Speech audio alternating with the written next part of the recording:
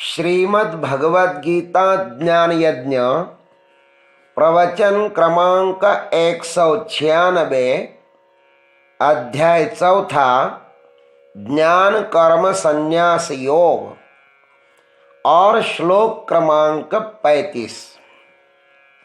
ओम त्र्यंबकं यजामहे सुगंधिं पुष्टिवर्धनम् उर्वारुकमिव बन्धनान् मृत्योर्मुक्षीयमामृतात् समस्तजनकल्याणनिरतं करुणामयं नमामि चिन्मयं देवं सद्गुरुं ब्रह्मविद्वरं वसुदेवसुतं देवं कंसचाणूरमर्दनम् देवकी परमानंदं कृष्णं वंदे जगद्गुरुम्।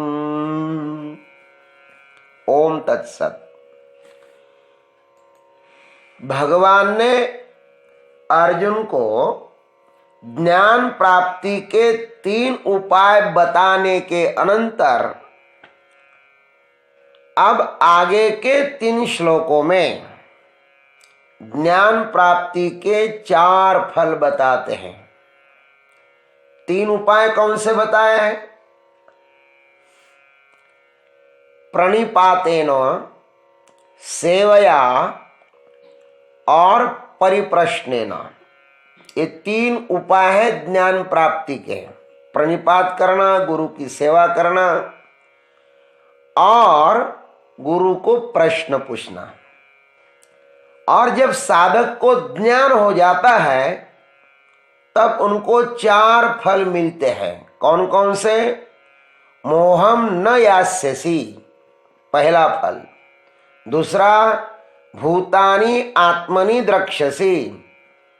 तीसरा फल, वृजिनम संतरिष्यसि। और चौथा फल, ज्ञानाग्नि सर्वकर्माणि भस्मसात् कुरुते। ये 4 फल मिलते हैं साधक को। अब सर्वप्रथम इस 35वें श्लोक में प्रथम 2 फल बताते हैं। आइए भगवान की भाषा में सुनते हैं। यज्ञात्वा न पुनर्मोहम् एवं यास्यसि पांडव येन भूतान्यशेषेण द्रक्ष्यस्यात्मन्यथो मयि। भगवान कहते हैं, हे पांडव, यज्ञात्वा पुनः एवं मोहम न यास्यसि। हे पांडव, जिस तत्व ज्ञान को जानकर तो फिर इस प्रकार के मोह को नहीं प्राप्त होगा। येन अशेषेण भूतानि आत्मनि अथो मयि द्रक्ष्यसि। जिस ज्ञान के द्वारा समस्त प्राणियों को पहले अपने में और उसके बाद मुझ सच्चिदानंद रूप परमेश्वर में देखोगे। आइए सद्गुरु कृपा से इस पर हम लोग विचार करते हैं। हे पांडव, अर्जुन को पंडुपुत्र होने का मोह है, भ्रम है। इसलिए भगवान सर्वप्रथम उसको पांडव नाम से संबोधित करते हैं। अर्जुन सोचते हैं कि मैं भाग जाऊं युद्ध से तो समस्या हल हो जाएगी। युद्ध नहीं करूंगा तो हम ज्ञानियों की कक्षा में गिने जाएंगे। इसलिए तो कहते हैं, कथम न ज्ञेयम अस्माभिः। कौरव भले ही न जाने भविष्य के परिणाम को, किंतु हम तो जानते हैं ना। अर्जुन का प्रथमाध्याय का ज्ञान मोहग्रस्त ही है। मोह की परिपुष्टि करने के लिए ज्ञान की सहायता ले रहे हैं वे। विषाद योग के तर्क ज्ञान युक्त होते हुए भी मोह अज्ञानग्रस्त ही है, क्योंकि मोह और ज्ञान ये दो विरुद्धार्थी शब्द हैं। वैसे ही जैसे प्रकाश और अंधकार, अर्जुन की श्रेयस को, ज्ञान को पाने की जिज्ञासा है, अतः इन्हीं को उद्देश्य बनाकर भगवान ज्ञान से प्राप्तव्य फल को यहां पर बता रहे हैं। वे कहते हैं यद ज्ञात्वा पुनः एवं मोहम न यास्यसि। अर्जुन, उस तत्व को जानने के पश्चात मोह तिरोहित माने लुप्त हो जाता है। मोह की स्थिति, अस्तित्व अंधकार से अधिक नहीं है। मोह कोई सत्तावान वस्तु नहीं है। यदि होती तो ज्ञान मात्र से नष्ट भी न होती। प्रकाश के बिना अंधकार को विनष्ट करने का चाहे जो उपाय करें, सब व्यर्थ ही है। यदि अंधकार का अस्तित्व होता तो उसे नष्ट करना मुश्किल हो जाता। मात्र दिया सलाई जलाने से वह लुप्त न हो जाता।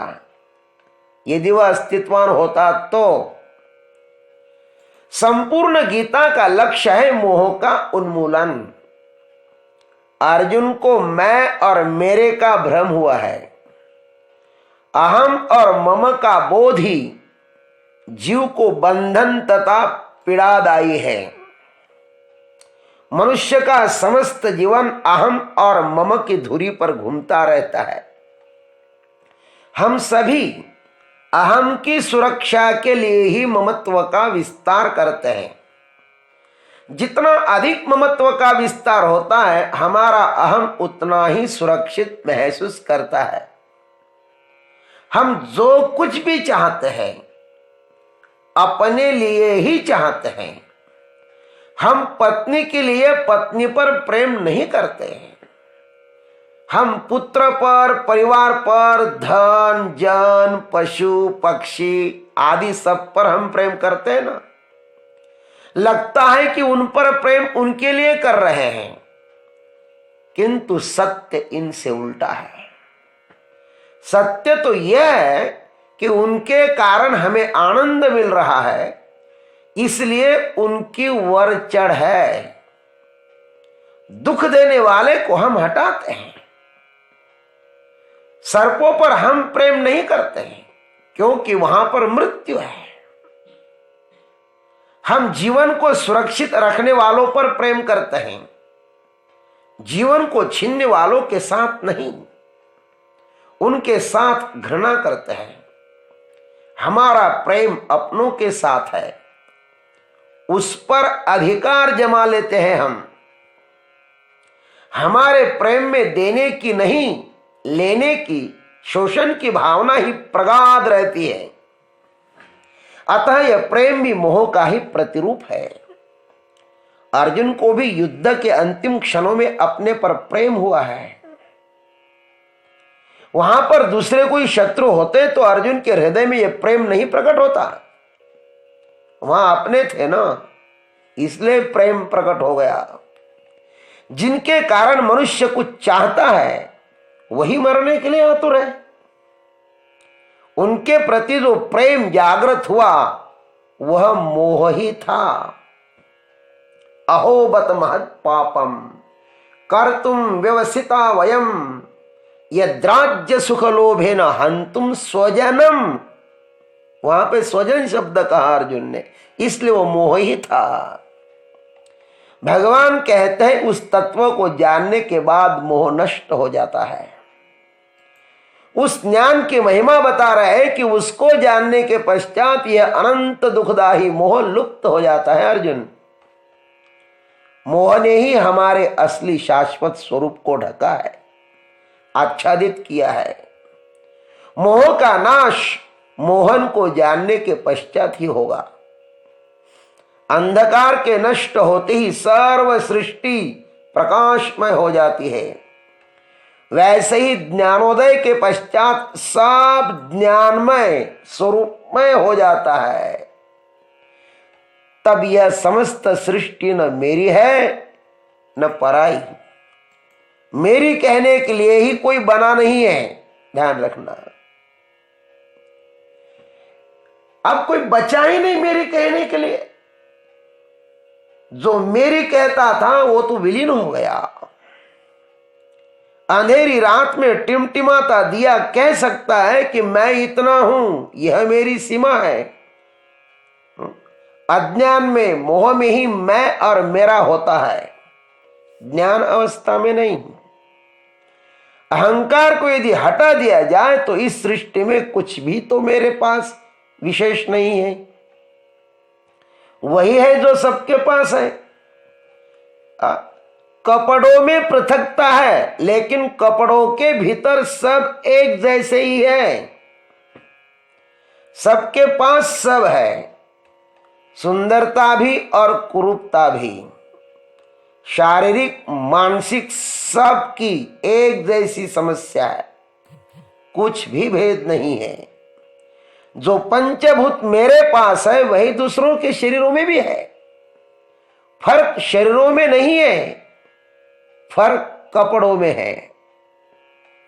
सबको इस प्रकृति ने समान दिया है, उसने थोड़ा भी भेद नहीं किया है।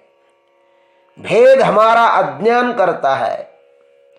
मोह ने ही हमें एक दूसरों से अलग किया है। वही हमारी पीड़ा है, वही हमारी समस्या है। जिसको शरीर का ही पता चले वह भी किसी अन्यों के साथ घृणा नहीं करेगा। अपने शरीर को ही जो जानता है अच्छी तरह से, वह दूसरों के शरीर से घृणा नहीं करेगा। और इन समस्त शरीर के भीतर जो आत्म चैतन्य छिपा है, महाराज उसका पता चले ना तब क्या होगा। भगवान कहते हैं, ये न अशेषेन भूतानि आत्मनि अथो मयि द्रक्ष्यसि। जिस ज्ञान के द्वारा समस्त प्राणियों को पहले अपने में और उसके बाद मुझ सच्चिदानंद रूप परमेश्वर में देखोगे अर्जुन, यह तत्वदर्शी पुरुष सब प्रपंच को अपने जैसा देखेगा। मेरे में और इनमें किंचित भी भेद नहीं है। पांच भौतिक देह में तो आकारों का किंचित भेद हो भी सकता है और होता भी है। किसी का मोटा, किसी का पतला, किसी का कृश, किसी का टूटा फूटा, शरीर में भेद है, लेकिन पंचभूत समान है। इस पंच महाभूतों का भी संचालक जो आत्म चैतन्य है, उसमें तो भेद हो ही नहीं सकता। संपूर्ण भूलोक वह अपने में देख रहा है। सागर में अनंत लहरें हैं। मोहरूपी वायु के कारण वे सब अपने को एक दूसरों से पृथक पृथक अनुभव कर रही है। चाहे कोई लहर यह कितना ही अहंकार करे कि मैं समुद्र से पृथक ही हूं, अन्यों से भी मैं पृथक ही हूं, तो यह उसका अज्ञान ही होगा।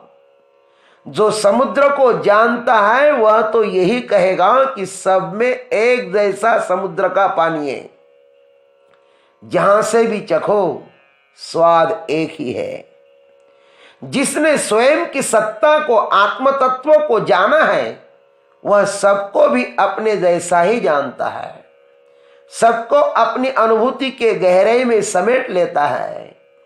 सब लहरों में एक ही स्वाद दौड़ रहा है, सब में एक ही तत्व है। और ये समस्त लहरें अनंत विराट सागर में हैं। उसी प्रकार यह समस्त प्रपंच उस सच्चिदानंद घन परमात्मा का ही विलास है, नृत्य है। सागर ही लहरों में लबालब भरा हुआ है। दोनों अभिन्न हैं।